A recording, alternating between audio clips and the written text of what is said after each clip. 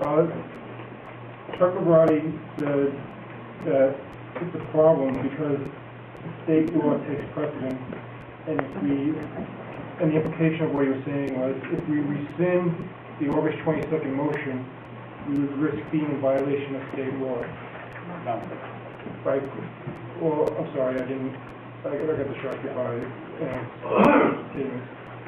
Can you restate what he said, just so I can address it more properly? Yes, please, could you restate what you said? Thanks. What I said is we have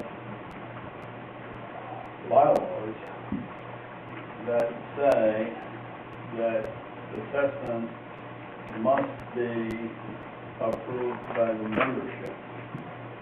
And if we, as the board, take that right away from the members and establish an assessment by ourselves as the board, that assessment would be subject to a challenge and might cause some people to refuse to pay the dues.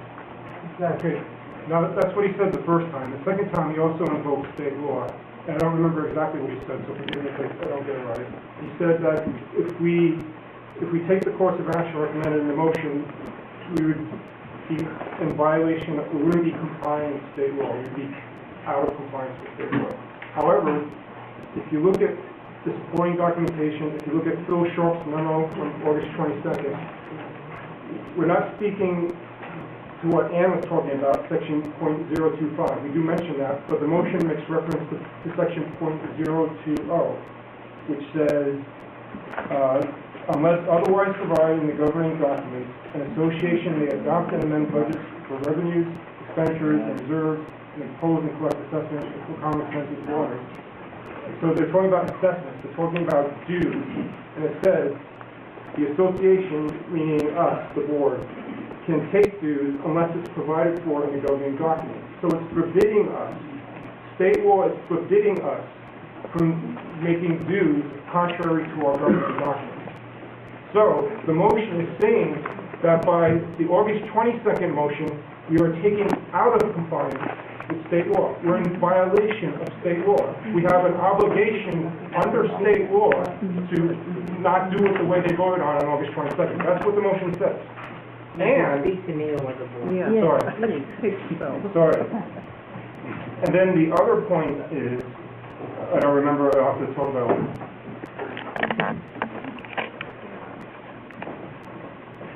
Okay, Linda?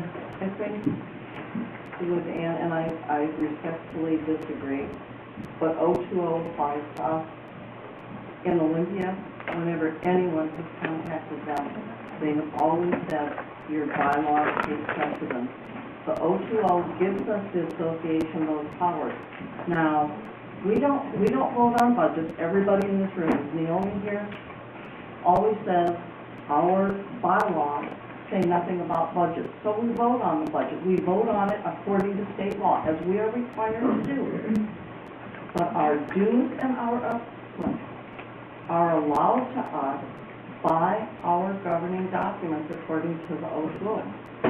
Phil, who has been our lawyer for years, has told us this, and I can't imagine him leaving the association hanging out for years and not telling them you have to amend your bylaws.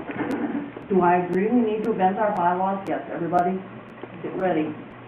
You know, and I think that's the best way to resolve all this and resolve our situation with state law. And if that takes an SGM, it does. All I want to do is put us back to where we were and do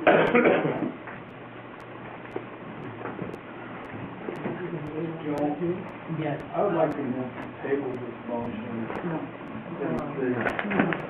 You can't charge your Or you can move, but, yeah. You can move to table, but We would vote on that, right? Do you want me to rule on the appeal? I have been involved in a lot of places where people have gotten themselves tangled up in Robert's Rules of Order, and that's the last thing we want. Yeah, okay. Well, I'm trying to avert a disaster, and I know we have people here who have differing legal opinions. None of us is a licensed Washington lawyer. So I think before we take the drastic step of undoing what we have done and creating the possibility that we have no dues at all, we should ask Phil the question, what would be the result of such a vote? What would that do to our dues? Maybe I'm wrong. Maybe our dues, maybe we can set dues. I don't know the answer to that. But if anybody knows the answer, it's us. And I would suggest before we take that drastic step, we get an opinion from him what would be the effect of that step so that we don't accidentally cut off our ability to That's do what it is, but you don't and that's shut him up in.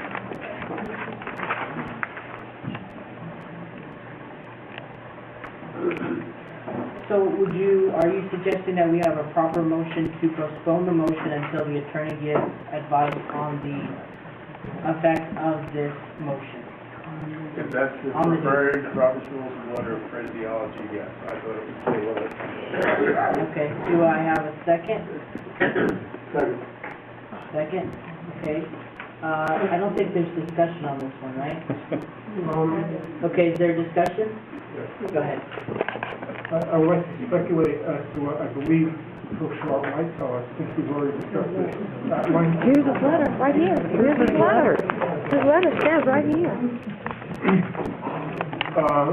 First of all, as to whether or not we'd be able to collect dues, people would make the argument in court that we don't have any dues to collect because we rescinded a motion. I personally find that to be an argument that wouldn't hold water outside of this room very well. And I think Phil Sharp would advise us along the following lines, not to reveal anything that he told us in closed session. I think he would agree that every course of action we can take, including an SGM, including whatever you come up with, has certain risks and certain benefits. This one has... Matthew, I'm gonna have to rule you out of order because I was not supposed to take discussion on a For desirability or, how long? Okay, so only on two topics, the desirability and how long to postpone it. Okay, the desirability is negative in my view because we've got to get the dues nailed out in January 1st, and we got to make a decision. We've been talking about this with Phil Sharp. We know what the risks and the benefits are, and to table this motion could actually be pretty disastrous if we don't collect dues on time. Okay, all right, good point. Anybody else? Is that it? I Okay. would rather see the dues a little bit late than not. Okay. All those in favor? Read the motion. Okay, let me read the motion again. The motion is to postpone the motion until the attorney gives us advice on the effect of the motion on the collection of the dues. All those in favor?